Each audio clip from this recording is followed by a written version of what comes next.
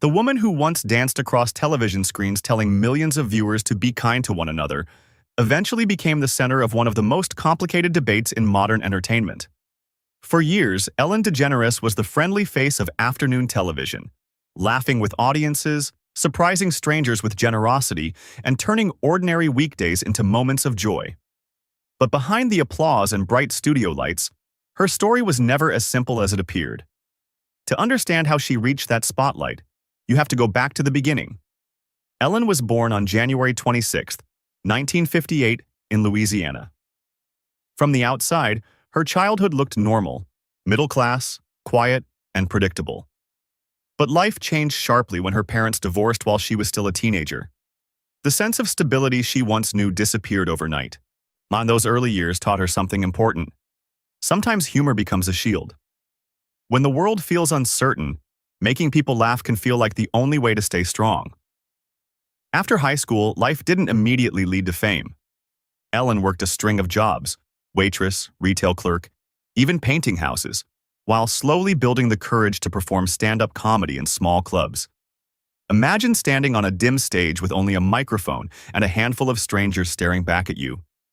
Some nights the room laughed, other nights it stayed silent. But she kept going. Persistence became her secret weapon. Everything changed in 1986 when she performed on The Tonight Show, starring Johnny Carson. Her observational humor felt fresh and relatable.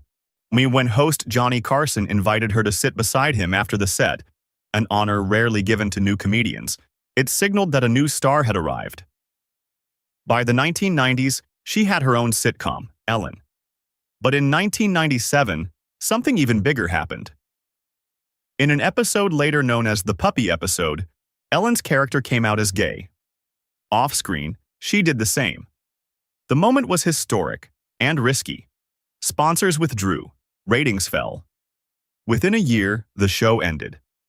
For a while, Hollywood seemed to turn its back. Yet the story didn't stop there. In 2003, she launched The Ellen DeGeneres Show, and the comeback was extraordinary. The show ran for 19 seasons, winning dozens of awards and reaching millions of viewers worldwide. Ellen also became the beloved voice of Dory in the Pixar films Finding Nemo and Finding Dory, proving her humor worked far beyond the talk show stage.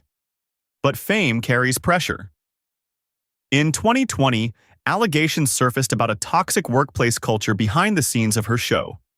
The controversy sparked intense discussion across the media and among fans. Ellen apologized publicly and promised changes, but the moment reshaped how many people viewed her career. Eventually, she chose to close the chapter. The final episode aired in May 2022, ending one of the most influential daytime programs in television history. Today, Ellen lives a quieter life with her wife, Portia de Rossi, focusing on philanthropy and conservation work through the Ellen DeGeneres Wildlife Fund. Away from studio lights, her story continues, but at a slower, more reflective pace. And maybe that's the real lesson. A public life can hold both admiration and criticism at the same time. Ellen DeGeneres' journey reminds us that success is rarely perfect. It's complicated, human, and constantly evolving, just like the people who create it.